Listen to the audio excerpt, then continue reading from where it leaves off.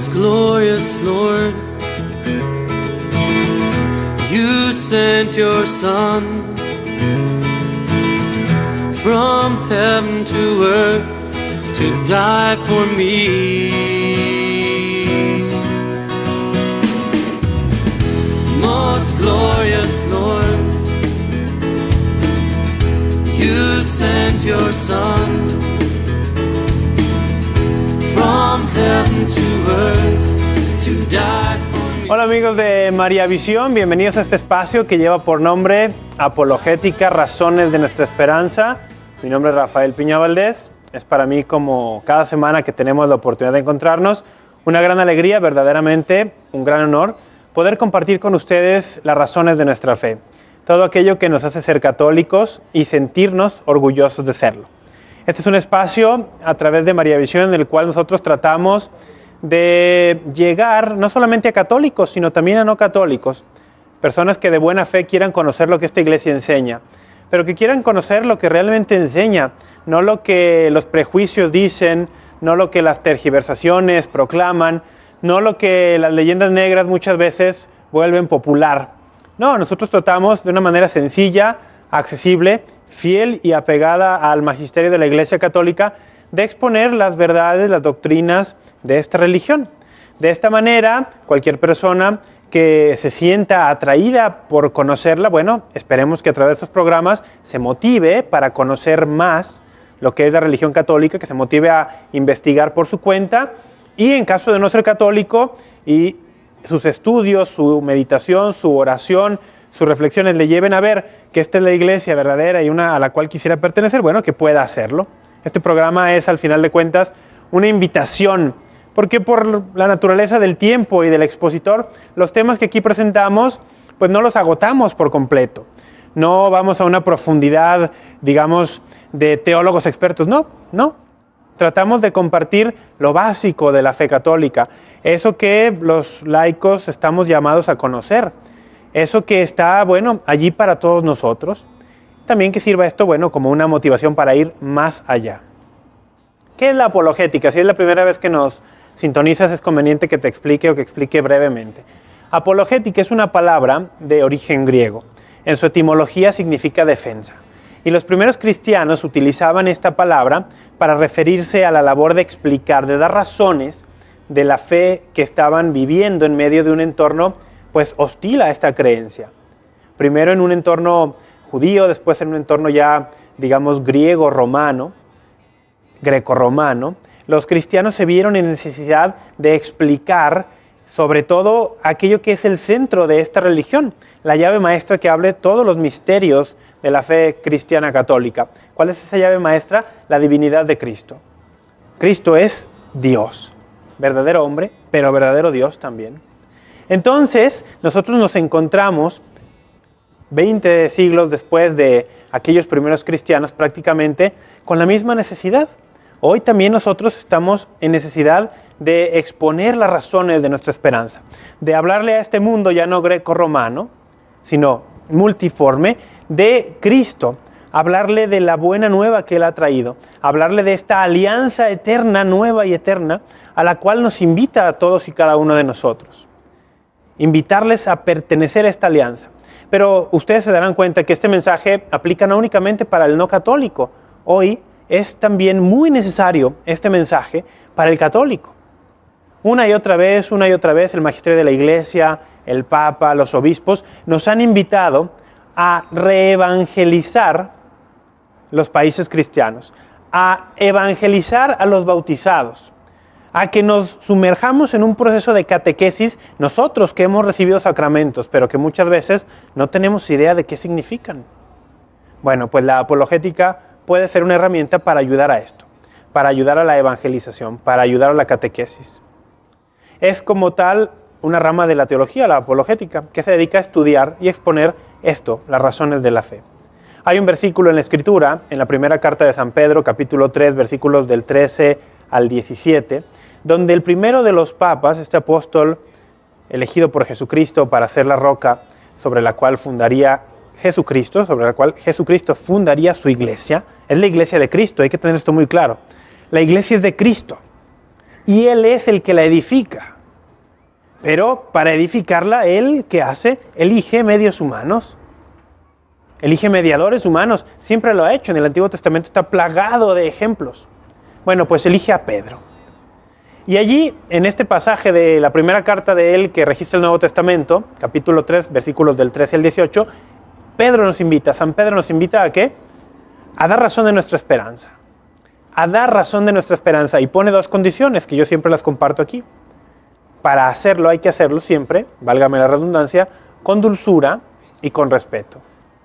Dulzura y respeto son condiciones fundamentales, condiciones indispensables para la labor apologética, a la cual, por cierto, estamos llamados todos aquellos cristianos bautizados. Todavía más los que también hemos tenido la dicha, la gracia de recibir el sacramento de la confirmación, también. Todavía más, estamos incluso obligados. Piensa esto tú en casa, Tú eres un católico, estás bautizado, recibiste la confirmación también, pues tienes obligación, fíjate bien lo que estoy diciendo, obligación de dar testimonio público de la fe en Jesucristo. Tienes obligación de defender y expandir esta fe. Ahora, te lo voy a poner de otra forma, no lo veas como una obligación, velo como un derecho que tienes derecho de ayudar a los demás a que conozcan a Cristo. Tienes el gran privilegio de que el Dios Todopoderoso, hecho hombre, te ha invitado a ti a que seas parte de su misión. ¿No te sientes importante? Todos aquellos que no saben ni para qué vinieron a este mundo, ¿qué misión más grande que esta puede haber? ¿No te sientes importante que Dios te haya llamado? Dios te llamó a la vida y te llamó a una vida cristiana, y una vida cristiana católica. Estás lleno de bendiciones. Dios te invitó a participar de la misión más emocionante, más aventurera, más impresionante de toda la historia de la humanidad, la evangelización. ¿Le vas a decir que no? ¿Verdad que no? ¿Le vas a decir que sí? Pues bien, dulzura y respeto, decía yo, son condiciones indispensables. Porque sin la dulzura y sin el respeto, la apologética se puede convertir simplemente en un argumentar, en un debatir por debatir, en un tratar de aplastar al otro con citas bíblicas disparadas como si fueran municiones en una ametralladora, en un arma semiautomática. Cita por aquí, cita por allá, versículos por aquí, versículos por allá, y caemos a la manera de algunos grupos cristianos no católicos, protestantes, de pedir para todo capítulo y versículo, capítulo y versículo, capítulo y versículo, como si la nuestra fuera una religión fundada en el libro, fundada en la Escritura. La Escritura es revelación, sí, pero nosotros no somos la religión de la Escritura. No somos la religión de la sola Escritura, no somos la religión del libro. Somos la religión de la persona de Cristo, más aún de las personas de la Trinidad. El cristianismo se basa en una persona, no en un libro, que nos quede muy claro. No estoy haciendo menos a la Biblia, que quede también esto muy claro.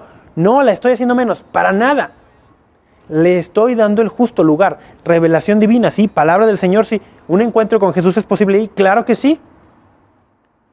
Pero que nos quede muy claro que el cristianismo se centra en Jesucristo, en el Verbo encarnado, en el Logos eterno, en el Dios que por amor a nosotros se hace hombre. Ese es el centro de nuestra fe. Muy bien.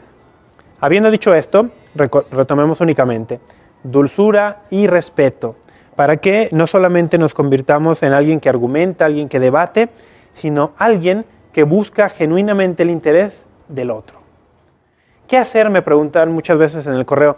Cuando uno ya se enfrascó en un diálogo, en un debate, con alguien que a todas luces pues padece de necedad, es una persona necia, y no quiere escuchar razones, y por más argumentos que tú le des, está cegado, está cerrado totalmente, tiene un prejuicio anticatólico impresionante.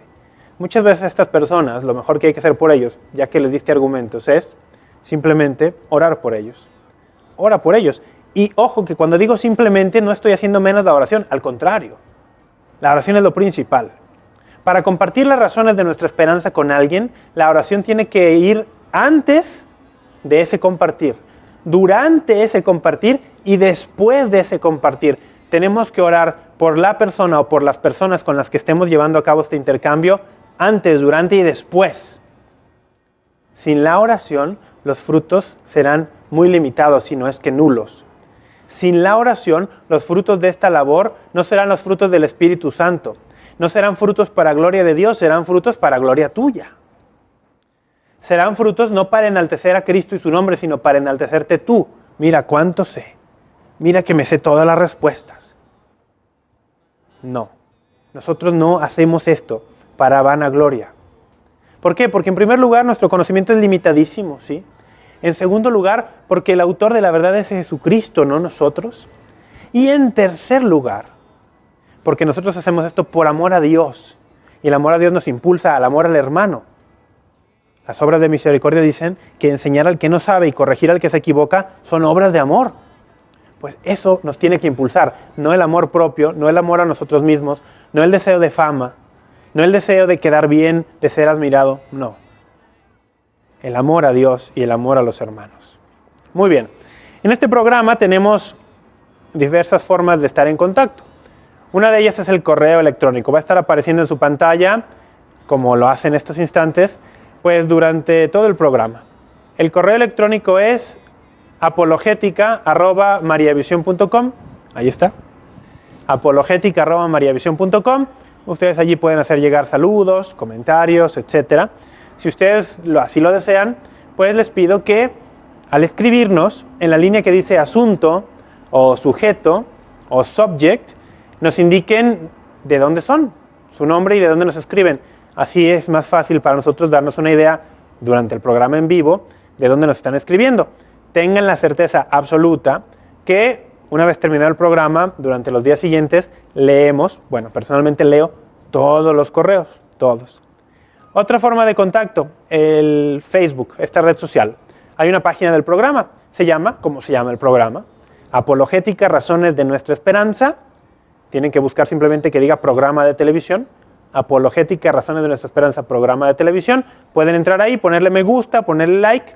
Bueno, si quieren, si no, no le pongan. Y allí pueden ver, bueno, comentarios, algunas notas que vamos publicando ahí periódicamente respecto al programa y los temas que aquí se tocan. Por cierto, hablando de la página, yo pienso, estoy seguro, que no pasa una semana, es real, no pasa una semana sin que varias personas me pregunten, o por el correo, o por una llamada telefónica, o en la página de Facebook, que quién canta la canción que ponemos.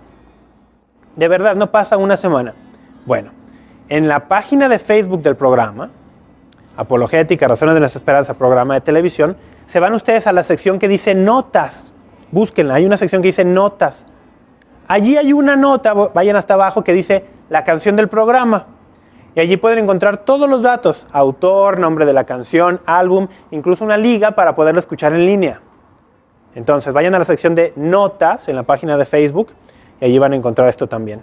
Por último, está la opción de la comunicación telefónica. Durante los cortes de este programa, en sus pantallas van a aparecer los números de Mariavisión. Para llamar tanto si ustedes viven en México, en algún estado de la bellísima República Mexicana, como si viven fuera de México. Bueno, ustedes pueden tomar nota de estos números y si así lo desean, comunicarse con nosotros durante todo el programa. Muy bien. Antes de decir el tema del día, para terminar esta introducción, es costumbre nuestra orar por sus intenciones y por sus necesidades. Orar por todos aquellos que comparten con nosotros este espacio. Estén de acuerdo o no con lo que aquí decimos. Compartan o no del todo lo que aquí decimos. Vean o no completo el programa. Sea la primera vez que lo ven o sea que ya lleven viéndolo 4 o 5 años. Nos escriban o no nos escriban, nos llamen o no nos llamen. Ofrecemos orar por sus intenciones y por sus necesidades. ¿Qué pedimos a cambio? Que si ustedes quieren, oren también por nosotros, por las intenciones, por las necesidades de Mariavisión, para que este apostolado pueda seguir llegando, como llega ya hoy en día, a tantos hogares en tantos países, no solo de México y de Hispanoamérica y en Estados Unidos, sino también ahora en España, en Italia, y que poco a poco esta señal va llegando a más hogares. Aprovecho pues para darles también un saludo a todos los que nos ven en estos lugares que he mencionado. Bien, habiendo hecho esta larga introducción, es momento de compartir el tema de hoy. ¿De qué vamos a estar hablando hoy? El tema de hoy se llama 40 días. Así nada más. 40 días. ¿Y de qué vamos a estar hablando? Bueno, ustedes imagínense, 40 días. Estaremos hablando de la Cuaresma, sí, Cuaresma, ya en su raíz también habla de 40. Este periodo, este tiempo litúrgico que los católicos tenemos como un momento muy especial para el crecimiento espiritual. Pero sobre todo, más allá de las prácticas cuaresmales típicas, como son la ceniza el miércoles en el que inicia la Cuaresma, como son el ayuno ese mismo miércoles o el Viernes Santo, como son la abstinencia de carne, como son los sacrificios, las obras de misericordia, la oración, la limosna, todo esto son prácticas típicas cuaresmales. Que veamos la Cuaresma como lo que es realmente. Todas estas prácticas y todo esto que he mencionado tiene un propósito. ¿Cuál es? Prepararnos para vivir una santa Pascua. Preparación para la Pascua. Hay que tener en mente esto, hay que tenerlo muy claro. Y hoy estaremos viendo aquí antecedentes bíblicos del Antiguo Testamento para este periodo de 40 días en el cual nosotros, a imitación de Cristo, nos preparamos para una Pascua. Así que yo los invito a que tengan allí las escrituras listas porque compartiremos este tema el día de hoy, 40 días. Vamos ahora a hacer un corte y regresando empezamos de lleno ya con el tema. Amigos, muchas gracias por continuar aquí con nosotros. Estamos en el programa Apologética, Razones de Nuestra Esperanza. El día de hoy hablando de 40 días. 40 días, este periodo que año con año la Iglesia nos propone para crecer espiritualmente. Muchos dicen, qué aburrido esto de que cada año sea lo mismo. Pero vamos a ver, si tú eres como yo, pues realmente eres un poco cabeza dura y se te olvidan las cosas, sobre todo las cosas buenas, sobre todo lo que te sirve para crecer. Bueno, así soy yo, no sé si alguien ahí se identifique. Y por eso necesitamos que nos lo repitan una y otra vez. Casi, por decirlo así, es una sagrada repetición, como la liturgia. ¿Para qué? Para que a base de esto nos familiaricemos y logremos hacer nuestro, no solamente el mensaje, sino la gracia que está a nuestra disposición. Los padres de la Iglesia hablaban de este periodo de 40 días como un periodo de gracia para el crecimiento espiritual y cómo nosotros a través del sacrificio, de las oraciones, del ofrecimiento de nosotros mismos, podemos realmente obtener gracias de Dios para vencer aquellos vicios que tenemos que dejar atrás. Hay quien habla de que la Cuaresma es incluso una especie de nuestra ofrenda a Dios, una especie del diezmo del cual se hablaba en el Antiguo Testamento. En el Antiguo Testamento se hablaba de un diezmo como de la 10ª parte que tú le dabas a Dios de tus ganancias, de tus beneficios, como ofrecerle a Dios lo mejor. Pues, ¿cuántos días tiene un año? 365. 40 días es aproximadamente el 10%, tal vez un poco más. Veámoslo así. Darle a Dios el diezmo de nuestro tiempo, de nuestra vida, de nuestro año, para aprovechar este tiempo y crecer en gracia, crecer en misericordia, crecer en el amor. Yo les aseguro que mientras más le demos, Dios nunca se deja ganar en generosidad. Mientras más demos en este tiempo, especialmente apartado para nosotros, para este fin, mejor estaremos preparados para vivir la Pascua, que es el centro y culmen de nuestro año. Para el cristiano, el centro del año no es ni la fiesta del amor y la amistad, ni es el propio cumpleaños, ni es el día del país en el que yo viva. Vamos, que es bueno celebrar estas cosas, no estoy diciendo que sea malo. Es bueno ser patriota, es bueno celebrar a los amigos, es bueno celebrar el propio cumpleaños. Claro que sí. Pero el centro de nuestra celebración ni siquiera es la Navidad, caray, que nos recuerda a Jesucristo, su nacimiento, su venida en este mundo. ¿Cuál es el centro de nuestro año? La Pascua, el triduo pascual. Ese momento en el cual volvemos a vivir, volvemos a sumergirnos en los misterios del Dios que por amor se hace hombre, que por amor nos predica su evangelio, nos invita a la alianza con Él, que por amor sufre una pasión terriblemente cruel y dolorosa y que por amor muere en la cruz, pero que también por amor resucita. Para vivir esos misterios de mejor manera, tenemos que vivir una buena Cuaresma. Si tú tienes 20, 30, 40, 50, 60, 70 o más años, y cada año la Semana Mayor culminando en los días santos, viernes, sábado y domingo, esos misterios te pasan, como decimos en México, como de noche, si ni te das cuenta, si ya no te mueven, si no pasa nada en tu vida esos días, yo te aseguro que estás viviendo mal la Cuaresma año con año. Si el sábado de gloria y el domingo de resurrección tú no te encuentras en conciencia examinándote como un cristiano nuevo, renovado por Jesucristo, me atrevo a asegurar que no viviste bien la Cuaresma. Aristóteles decía, lo primero en intención es lo último en ejecución. Lo primero en intención es lo último en ejecución. Pensemos en un arquitecto que diseña un edificio en cuya cima irá un signo, un símbolo que será visible desde cualquier punto de su ciudad. Él tiene esto en mente, es su primera intención. Sin embargo, por naturaleza del diseño y de la construcción, aquel símbolo, aquel signo que coronará su construcción, tiene que ser por fuerza lo último en ejecución. ¿Qué tendrá que ejecutar primero? Cimientos. Sobre los cimientos, empezará a edificar y construirá piso por piso aquel edificio hasta llegar a la altura deseada que coronará con el signo, con el símbolo, con lo que él quería poner allí a la vista de todos. Lo primero en intención es lo último en ejecución. Pues si nuestra primera intención es y debe ser vivir una Pascua Santa, una Santa Pascua, hacernos uno con Jesucristo en su pasión, en su muerte, en su resurrección, si esa es nuestra intención de corazón, si ese es el centro de nuestro año, tenemos que ejecutarlo al final de una preparación. Es decir, tenemos que poner cimientos y buenos cimientos para llegar a esa meta. Si nuestra meta es la Pascua, nuestro cimiento es la Cuaresma. Y tenemos que vivir una Cuaresma santa. Ahora, se ha hablado mucho, y eso es muy bueno, y qué bueno que lo conocemos, sobre las obras propias de la Cuaresma. El ayuno, la abstinencia, las obras de misericordia. Son momentos también muy propicios para la oración, para el estudio de la Sagrada Escritura. Y precisamente, queremos contribuir aquí con un granito de sal, pequeñito, pero que tenga sabor. Y que nos ayude a ver fundamentos en el Antiguo Testamento para esta práctica.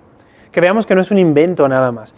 Que en la historia sagrada está llena de episodios que Dios pidió a distintos personajes que pusieran cimientos, que prepararan el cuerpo, la mente, el alma para algo importantísimo.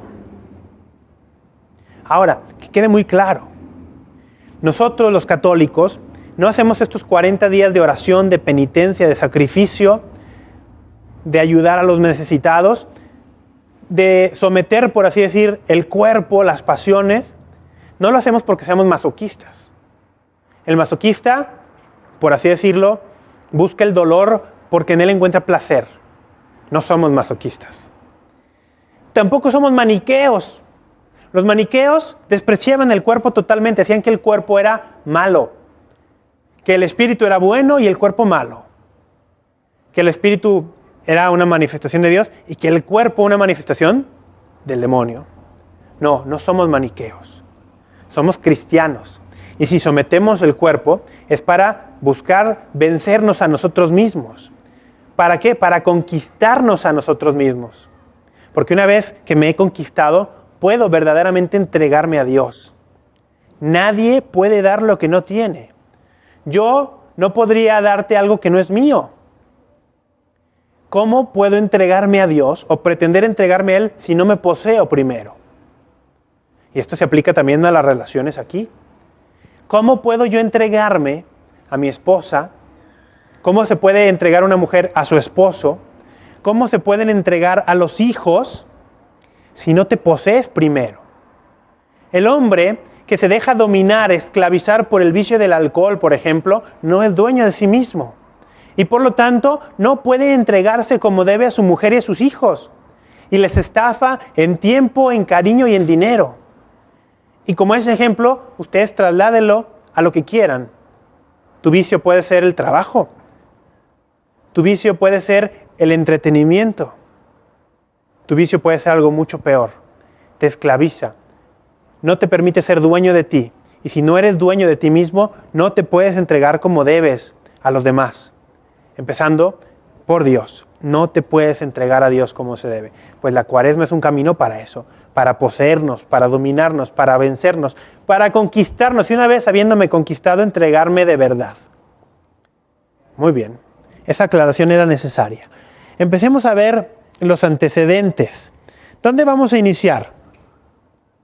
En el Génesis, en el principio. Es muy propicio que empecemos por el principio. En el libro del Génesis, en el capítulo 7, Génesis capítulo 7, vamos a leer este episodio que conocemos todos desde pequeños del catecismo, del diluvio. Está Noé, están su mujer, sus hijos, las mujeres de los hijos. Dios ve la maldad que abunda en el mundo, la maldad en el corazón del hombre. Son palabras increíblemente fuertes. Dice, Dios vio la maldad del hombre, cómo cundía en la tierra, y que todos los pensamientos que ideaba su corazón eran puro mal de continuo. Caray, qué desgarradoras palabras, qué desgarradora imagen. Pero te aseguro que tú y yo nos podemos reflejar perfectamente en ese espejo. Los pensamientos que ideaba su corazón eran puro mal de continuo.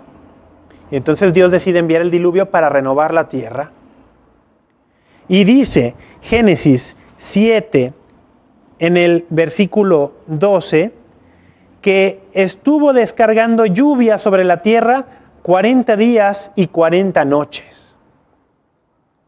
El versículo 17 lo reitera. El diluvio duró 40 días sobre la tierra. Génesis 7, versículos 12 y 17. Pero vamos a relacionar este pasaje con nuestra Cuaresma cristiana. El diluvio, 40 días. No podemos ni siquiera imaginar lo que eso pudo haber sido. Una prueba de fe impresionante. Imagínate ver, narra este capítulo 7 y el 8, cómo todo, literalmente todo quedó sumergido bajo las aguas. Cómo toda vida que no estuviera en el arca se extinguió. Debieron ser momentos impresionantemente difíciles para Noé y los suyos. Una prueba de fe. Un periodo de preparación muy fuerte. Pero, ¿cuál era el propósito de que lloviera 40 días y 40 noches? Ahora, no solamente fueron 40 días y 40 noches lloviendo, sino que después vinieron muchos días con aquello inundado. Meses enteros. Pero, ¿cuál fue el propósito de esto? ¿Sufrir por sufrir? No. El propósito viene en hacer una nueva alianza. Miren, veamos Génesis 6:18. Vamos un par de versículos atrás. Génesis 6:18, vamos a encontrar a Dios, por así decirlo, explicándole a Noé. Imagínense a Dios dando explicaciones. ¿A dónde llega el amor? Dios explicándole a Noé lo que va a suceder. Y le dice, voy a enviar agua sobre la tierra, un diluvio que va a llenar todo. Y le dice, pero contigo estableceré mi alianza. Contigo estableceré mi alianza. Y de hecho, el capítulo 8 y 9, una vez que las aguas disminuyen y bajan, nos narran cómo Dios hace esta nueva alianza con Noé. Entonces, el diluvio, las aguas que cayeron durante 40 días y 40 noches, fueron una preparación para una nueva alianza. ¿Estás ya haciendo la conexión con la Cuaresma cristiana? Cimiento para lograr el final de nuestra construcción, nuestra meta. Preparación para lo realmente importante. Una preparación que puede ser dolorosa, sí, claro que sí. Los maestros de dirección espiritual han hablado durante siglos de la necesidad de hacerse violencia a uno mismo. Caray, el Evangelio, que es el más grande maestro, Jesucristo, dice, el que quiera venir en pos de mí, que tome su cruz y me siga. Que se niegue a sí mismo, a hacerse violencia para poder realmente dar el fruto que solamente viene del encuentro con Dios. Muy bien, este es el primer antecedente, el que vamos a encontrar en el libro del Génesis. Vayamos al segundo. ¿Recuerdan la historia, los pasajes de Moisés, el libertador del pueblo? Cómo Dios lo envía a Egipto para que saque al pueblo de Egipto y el pueblo pueda adorar, darle culto a Dios. Bueno, recordamos nosotros aquella primera Pascua que se narra en el capítulo 12 del libro del Éxodo. Y cómo después de esa Pascua, que viene aquella plaga que mata a los primogénitos de Egipto, y que por la sangre del cordero y por comer la carne del cordero, esto es importantísimo, no solo es la sangre, es comer también la carne del cordero, los israelitas son salvados.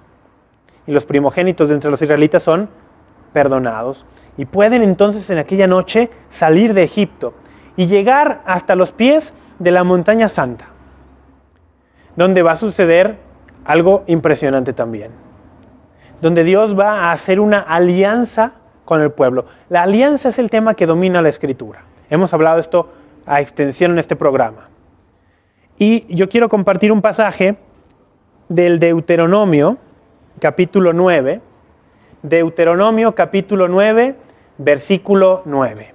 Vamos a ver.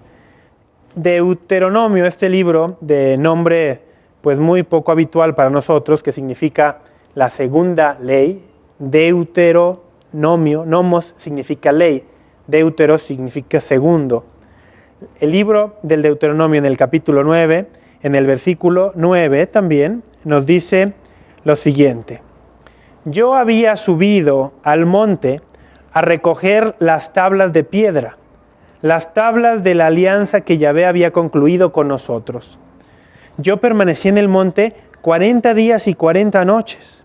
No comí pan ni bebí agua. Estamos en Deuteronomio 9:9 para los que están perdidos.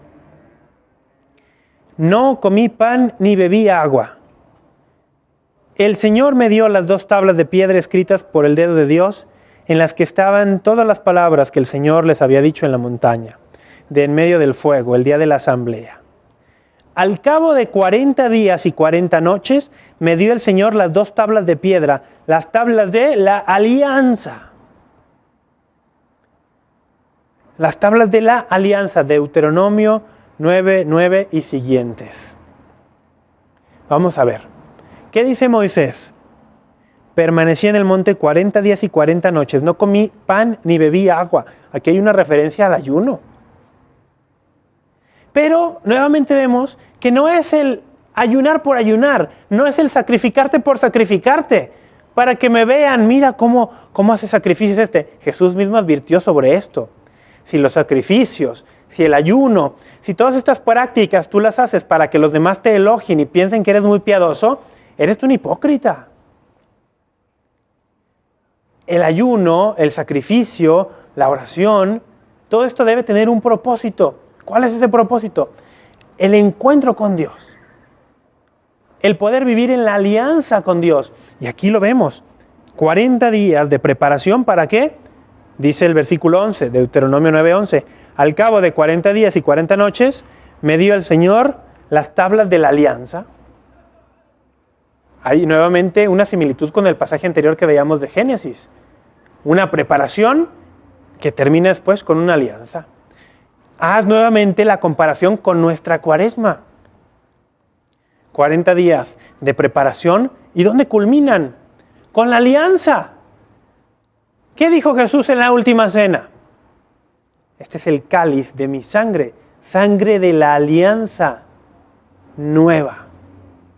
La nueva alianza. Jesús hace todas las cosas nuevas. Y Él viene a ofrecernos una alianza a nosotros.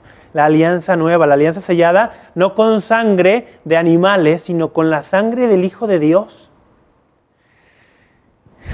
Caray, es que se dice tan fácil. Es que yo que hago esto cada semana aquí con ustedes, corro el riesgo de acostumbrarme a decir estas palabras y no detenerme a meditar lo que significan. Y nosotros que las escuchamos a menudo, todos los días en la Eucaristía, corremos el grave riesgo de acostumbrarnos. Una alianza sellada con la sangre del mismísimo Dios. ¿Qué más necesitamos para decirle que sí? ¿Qué más necesitamos para aceptar esa alianza? ¿Qué más necesitamos para dejarnos bañar por su sangre y que su sangre cubra nuestros pecados y que podamos realmente ser personas nuevas? Moisés no comió ni bebió durante 40 días y al cabo de 40 días el Señor le da las tablas de la alianza. Entonces ya tenemos dos antecedentes, el del Génesis con Noé, el del Deuteronomio con Moisés. Este pasaje que yo dije que está en Deuteronomio 9:9, ustedes también pueden leer paralelos en Éxodo 24:8 o en Éxodo 34:28. Bueno, pero tiene que haber más, ¿no? Sí, hay más, pero eso vamos a tener que compartirlo después de este corte. Así que yo los invito a que se queden aquí con nosotros, vamos a un corte y regresamos para seguir hablando de estos 40 días. Ya regresamos. Muchas gracias por continuar con nosotros. Hoy estamos hablando de 40 días, este periodo que la Iglesia año con año nos propone para, imitando a Jesucristo, que durante 40 días se retiró al desierto para orar, y dice claramente la Escritura, para ser tentado, para demostrarnos, enseñarnos, darnos ejemplo de cómo se supera la tentación. Bueno, este periodo que nos propone la Iglesia para, imitando a Cristo, poder llegar con Él, porque todo es imitación de Cristo. 40 días de preparación para llegar con Él a donde Él llegó al final de su ministerio público, su pasión y su muerte. Hay que llegar ahí, hay que llegar a la pasión, a la cruz, no se puede negar, pero si vamos con Él a la muerte de cruz, tenemos la certeza, la garantía dada por Él mismo, que estaremos con Él también en la resurrección. Ya tengo aquí bastantes de sus correos, muchas gracias. Recuerden, si ustedes quieren, pueden poner en la línea de asunto o subject su nombre y de dónde son también. Así podemos de manera mucho más fácil, pues, mencionarlos, por lo menos darles un saludo. Aquí hay, por ejemplo, un correo de Carlos Agustín, también hay un correo de Mirna Trigos, hay uno de José Amezcua, aquí hay uno que sí sé de dónde es, de Monterrey, Nuevo León, Justo César Estrada, aquí abajo hay más, miren, vamos a ver. Juan Sánchez, de Querétaro, La Cañada, dice, de San Luis Potosí, Alicia Sánchez, de León, Guanajuato, Luz Vera Torres, de Costa Rica, Pura Vida, Costa Rica, ¿eh? Qué bonito lugar, alguna vez tuve la oportunidad de ir por allá. Jonathan Rodríguez, pues un abrazo, Jonathan. Ahí están. También en el Facebook tenemos, miren, lo que quiero mostrarles aquí en el Facebook, vamos a ver si lo encuentro rápido, es, además de sus comentarios, por ejemplo, Perla Montiel, Milagros Lara Aguirre, Luz Marina Medina Nuño, Kiki Nava, Marco Escobar, Mari Carmen Rojas, Fanny Mac, Verónica Martínez, Kik Emanuel, dice, qué nombre tan curioso, Kik Emanuel, Lupita Salas, Lourdes Delgadillo, también a los que están incorporándose a la página, que acaban, los más recientes likes o me gusta, Liliana Coronado Cañedo, Julia Preciado, Fanny Mac, Verónica Martínez, muchas gracias a todos ustedes.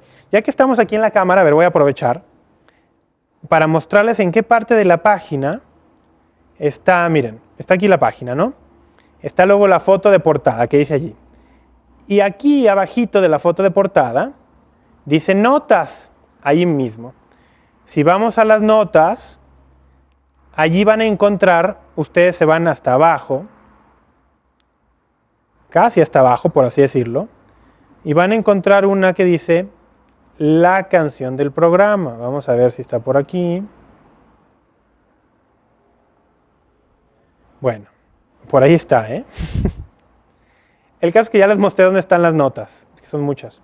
Y en las notas buscan la canción del programa y allí van ustedes a encontrar quién es el autor, de cuál álbum está tomada, un vínculo también, una liga para en internet ir a buscar la canción, etcétera. Bueno, ahí está, no está abriendo ahora, pero ya les mostré por lo menos en qué parte están las notas del programa.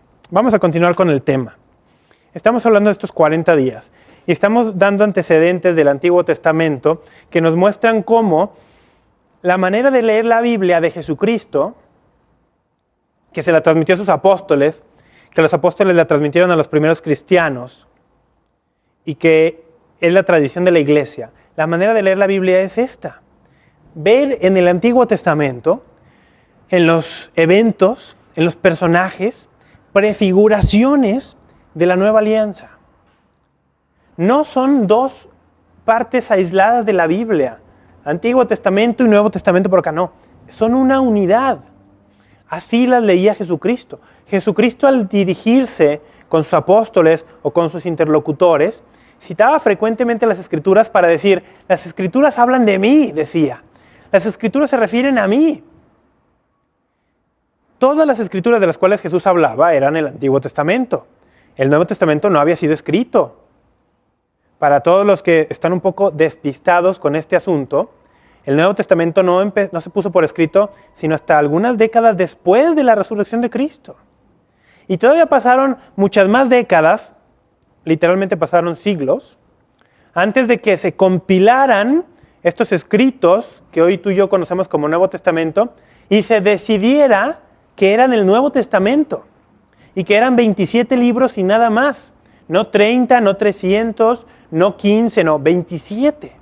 Eso se decidió, ¿sabes cuándo? En el siglo IV.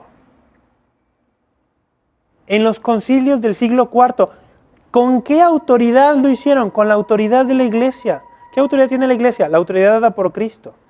Esto significa que todo cristiano, católico o no, que cree en la autoridad del Nuevo Testamento, por default, cree en la autoridad de la iglesia. Le da autoridad a la iglesia porque la iglesia definió cuál era el canon del Nuevo Testamento. Paréntesis apologético. Pues bien, el Antiguo Testamento es una prefiguración, una preparación para la nueva alianza, para el Nuevo Testamento. Y lo estamos viendo. Y entonces, ya habíamos visto un pasaje del Génesis, donde nos hablaba de Noé, el diluvio, 40 días que cae la lluvia, preparación para una nueva alianza. Vimos el pasaje de Moisés, con el éxodo y la llegada al Monte Santo. Y vimos un pasaje narrado en Deuteronomio 9:9, donde veíamos cómo Moisés no comió ni bebió durante 40 días y 40 noches. Y al paso de estos 40 días, Dios le dio las tablas de la alianza. Y estamos viendo cómo eso tiene relación con la vida cristiana. 40 días de preparación para una nueva alianza. La alianza que nos ofrece Jesucristo. Pero hay más. Hay más antecedentes en el Antiguo Testamento. Libro de los Números, capítulo 13. En el capítulo 13 y capítulo 14 de los Números, vamos a encontrar nosotros aquel episodio cuando los israelitas han llegado a los pies, digamos, de la tierra prometida. Han llegado a las puertas, pero tienen que ver qué hay allí. Y Dios les dice, esto es en el capítulo 13, le dice a Moisés: envía algunos hombres para que exploren la tierra que les voy a dar. Y eligen algunos hombres y los envían a explorar. ¿Cuánto tiempo estuvieron explorando estos hombres esa tierra? Números 13:25 dice: al cabo de 40 días volvieron de explorar la tierra. Al cabo de 40 días volvieron de explorar la tierra.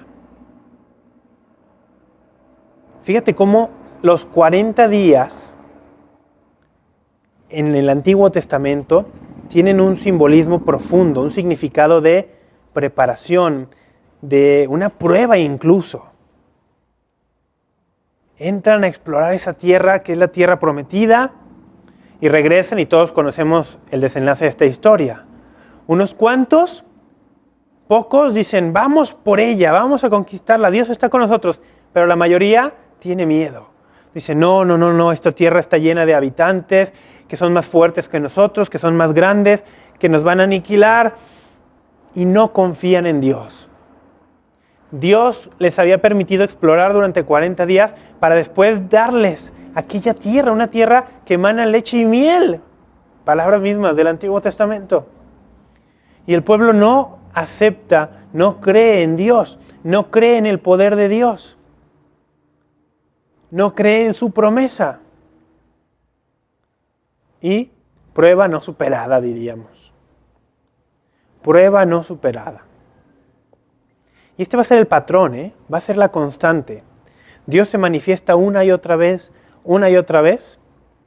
y nosotros, a pesar de ver signos, señales, manifestaciones portentosas de su amor por nosotros, parece que nos entra por un oído, nos sale por el otro, parece que lo escuchamos y le seguimos unos cuantos instantes y después nada.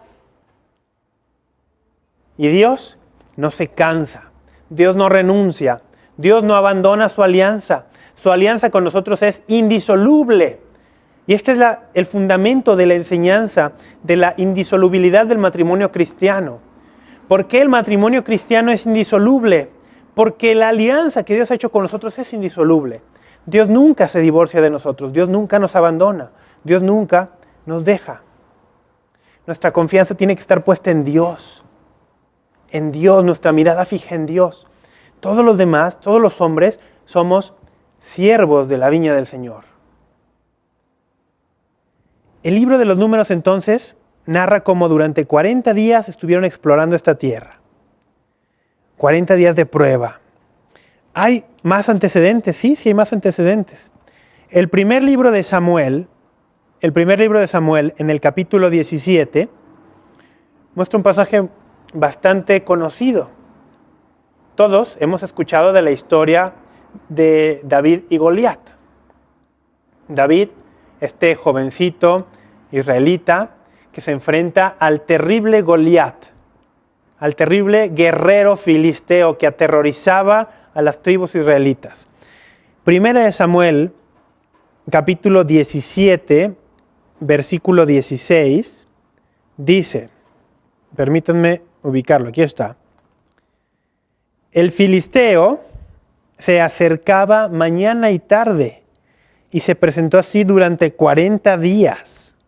Nuevamente, 40 días de prueba, 40 días de lucha, 40 días, de incertidumbre también, ¿por qué no decirlo así? Porque cualquiera que haya vivido o intentado vivir una cuaresma en espíritu de penitencia, de oración, sabe que muchas veces parece aquello poco llevadero, parece incluso a veces insoportable. ¿Por qué? Pues porque el cuerpo se resiste, porque la mente se resiste. Aquí nos narra cómo el terrible guerrero filisteo se presentó 40 días y 40 noches haciendo alarde de su poder, de su fuerza, retando. Aquí podemos ver en este Goliat una figura del tentador, del demonio, que se presenta alardeando, que se presenta aparentemente con mucho poder, que se presenta como un gigante que parece invencible. Y sin embargo, tenemos que estar conscientes que no es invencible, que por más fuerza que pueda manifestar, Él no es el poderoso. Que por más alarde que haga de su tamaño, de sus armas, de su fiereza, si estamos con Dios, venceremos como venció David, aunque tengamos prueba de 40 días. Después de estos 40 días que se presentó el guerrero filisteo, ¿qué pasó? David lo vence. El pueblo israelita resistió 40 días esta tentación de rendirse ante el aparente poder del ejército contrario, pero resiste la prueba y en la figura de David vence. ¿Te fijas? Paralelo con nuestra cuaresma. 40 días de tentación donde aparentemente vamos a ser vencidos, pero al final en Cristo vencemos. Avancemos ahora hasta el primer libro de los Reyes.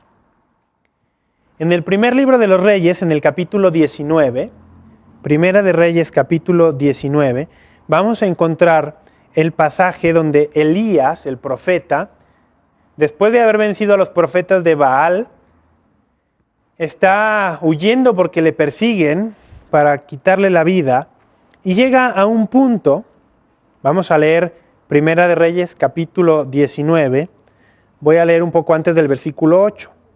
Voy a leer a partir del versículo 5.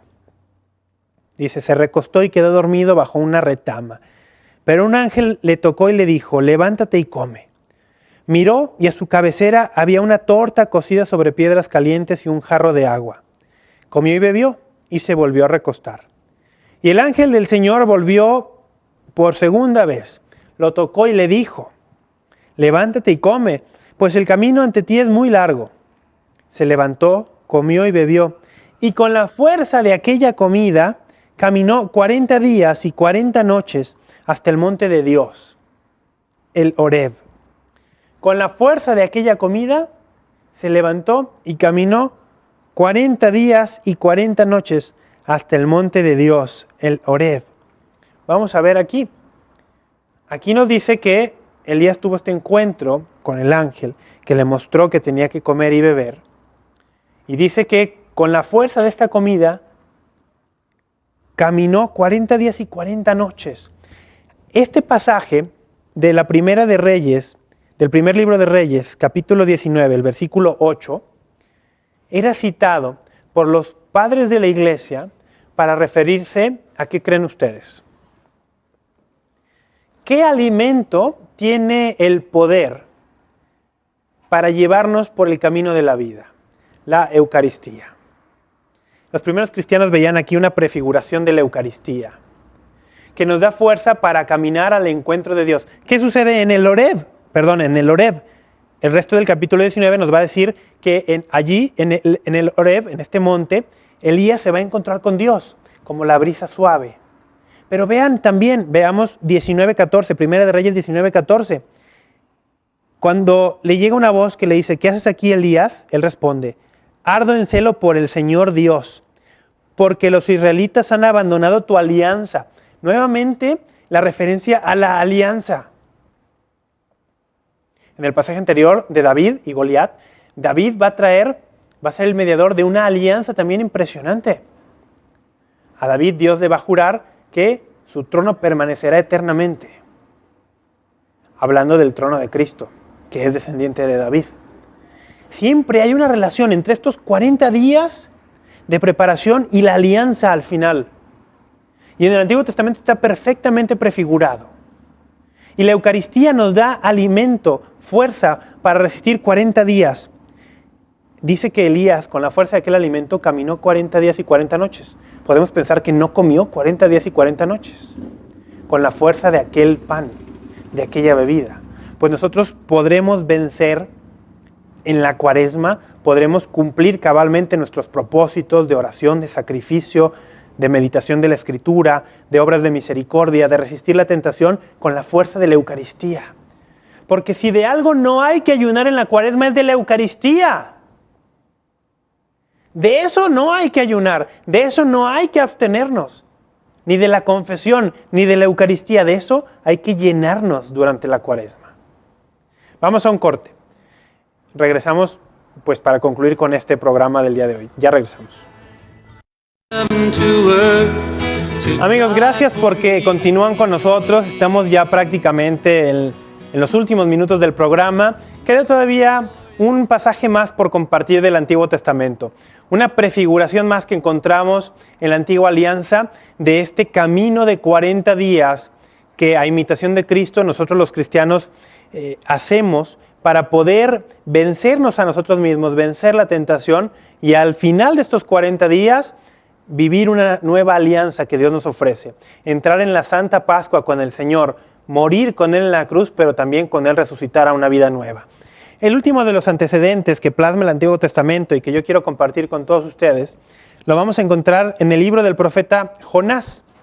El libro del profeta Jonás, en el capítulo 3, nos va a narrar cómo el Señor envía a este profeta a predicar a Nínive. Todos conocemos esta historia también, ¿no? Jonás y la ballena. Lo envía a predicar, Jonás no quiere, se embarca hacia otro lugar, viene la tormenta, conocemos todo eso. Al final de cuentas, Jonás se da cuenta que no puede huir de la voluntad de Dios y va a Nínive a predicar el arrepentimiento. Dios le había enviado a Jonás que predicara el arrepentimiento a un pueblo enemigo. Por eso Jonás se negaba, a un pueblo enemigo. Jonás, muy patriota, decía, si no les predico el arrepentimiento, Dios vendrá sobre ellos, los aniquilará y le quito a mi pueblo un enemigo muy terrible. Pero Jonás decide hacer la voluntad de Dios y no la suya, aunque un poco a regañadientes, y va a Nínive y predica el arrepentimiento. Y leemos en Jonás capítulo 3, versículo 4.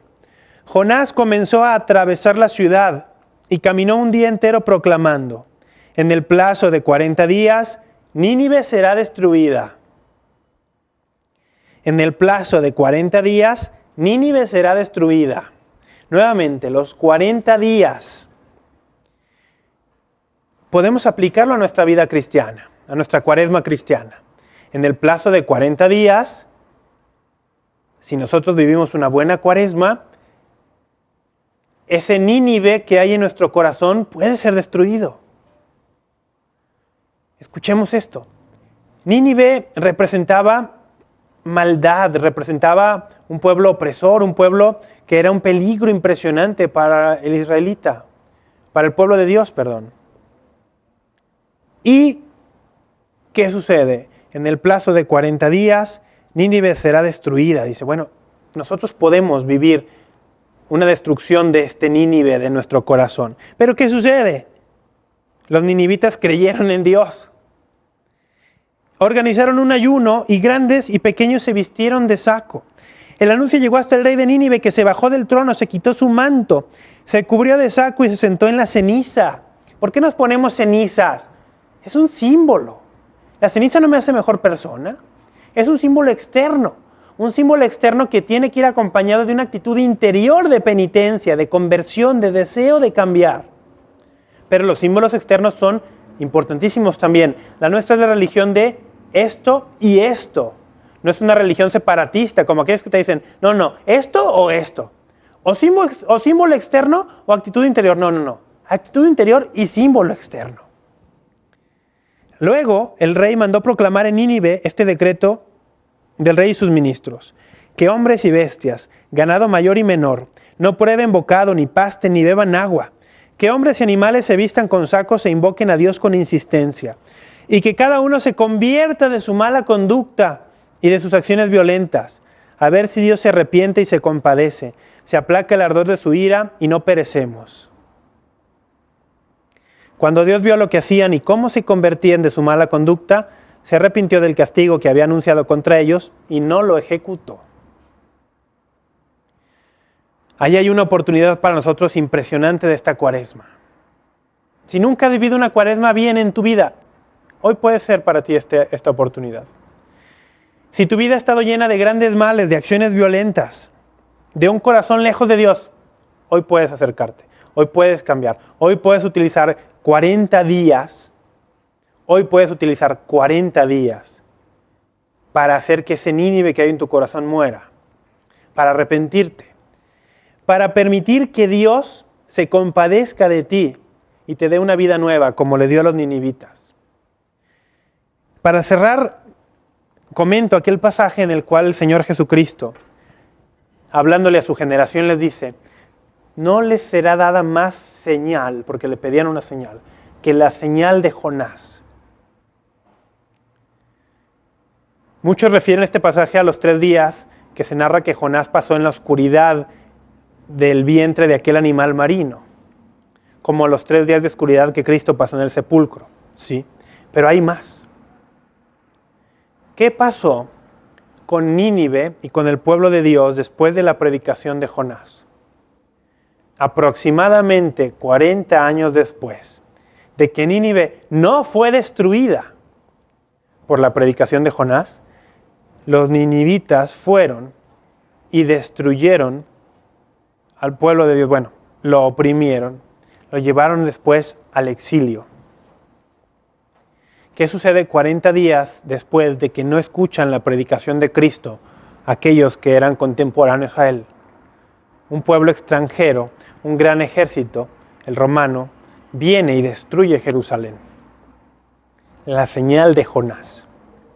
Hemos visto el día de hoy, amigos, hermanos, pasajes del Antiguo Testamento que nos ayudan a ver cómo ella está prefigurado en eventos y en personajes, que 40 días son muy propicios para poner un punto y aparte en nuestra vida, para poner un cimiento que sostenga el edificio de nuestra vida espiritual, para poner el cimiento que nos permitirá llegar al culmen, a aquello que es lo primero en nuestra intención, lo primero en nuestro corazón, el encuentro con Cristo. 40 días que nos permiten prepararnos para la alianza que Dios nos ofrece. Yo entonces hoy les invito a que nos preparemos precisamente para esto. Nos tenemos que ir. Agradezco muchísimo a Ricardo Aceves, a María Eugenia Guerrero, a Laura Trejo, a Lourdes Bretón de Puebla, a Norma Lizama de Mérida, Yucatán, a Ana Varela, a Diana Báez de Nueva York y a Alfonso Esquivel por sus llamadas telefónicas, a todos los que nos escribieron por el correo electrónico, muchas gracias también, estaré leyendo sus correos en la semana, a todos los que pusieron un comentario en la página de Facebook igualmente, y a todos ustedes que estuvieron acompañándonos durante estos minutos para hablar de estos 40 días. Aprovechemos la oportunidad para la conversión, para llenarnos de la gracia de Dios. Entreguémonos con amor, fe, con esperanza a estos 40 días para vivir una santa Pascua. Que el Señor les bendiga, que María Santísima les acompañe. Soy Rafa Piña Valdés y a nombre de todo el equipo de María Visión que hace esto posible, les doy las gracias por el favor de su atención. Si Dios lo permite, nos encontraremos nuevamente con más de apologética, con más razones de nuestra esperanza. Muchas gracias. Most glorious Lord, you sent your Son from heaven to earth to die for me. And I will lift my eyes unto your throne. I will lift my voice to praise you alone. I will give you thanks for all you have done, King.